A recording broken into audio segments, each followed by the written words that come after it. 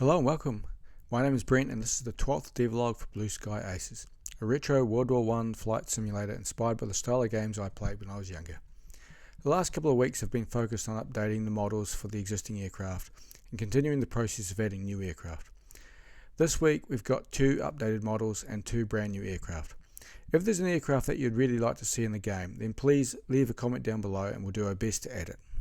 The first aircraft to get a facelift was one made famous by none other than the Red Baron, the Fokker DR-1 triplane. The DR-1 was introduced in response to the Sopwith triplane. However, by the time it entered service, the Sopwith had been superseded by newer models. What I like best about this updated model is the new colour scheme.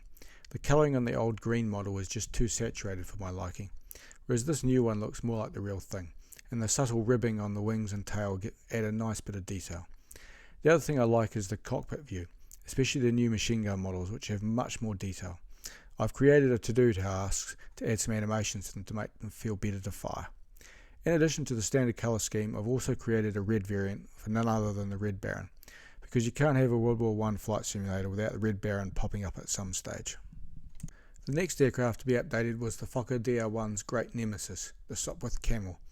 According to some reports, the Camel scored 1,294 victories, which is more than any other aircraft type during the war. The thing I like most about this new model is the front profile. In my old model I'd failed to properly capture that classic round shape of the nose, whereas this new one has really nailed it.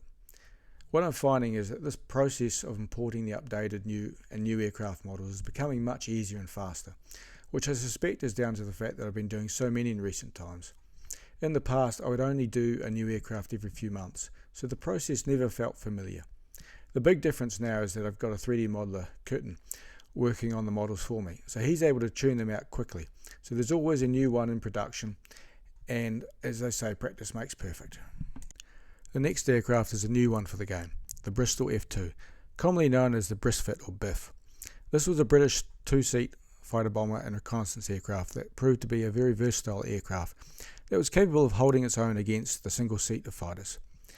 It had a single forward-firing machine gun hidden within the upper nose of the aircraft, synchronized to fire through the propeller, and either 1 or 2 Lewis machine guns on a rotating mount that was manned by the rear observer. There were also attempts to add additional forward-firing over-wing machine guns. However, these had their issues and don't seem to have been fitted as standard on production models.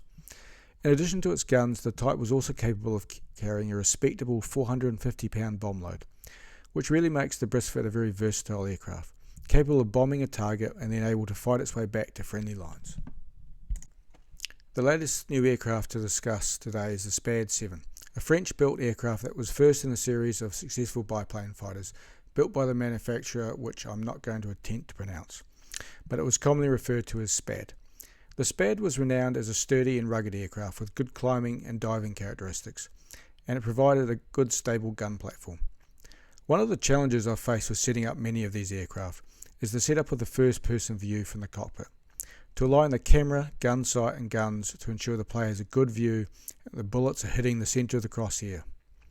This has proven to be quite difficult on some of the models, especially ones like the SPAD with a single offset gun, as perspective cameras tend to distort the aiming for anything that's not mounted on the centre line. Generally the solution for each aircraft is slightly different, and sometimes I need to make compromises in authenticity to make it work, but I'm starting to come up with some standard solutions to the problem. Over the next 2 weeks I'm going to be looking at implementing some of the great feedback I've received, with the intention of updating the demo at the end of the period. I'm also aiming to have updated all the aircraft models for the 6 aircraft that are available to fly within the demo. If you've got some suggestions for a new aircraft or features, then please drop a comment below or check out the Discord server, link in the description. If you've enjoyed this, then please hit the like button and subscribe to ensure you don't miss out on the next update. If you'd like to know more, then check out the link in the description to the game's Steam page and give the demo a try. And don't forget to wishlist it so you'll be notified when the game is released.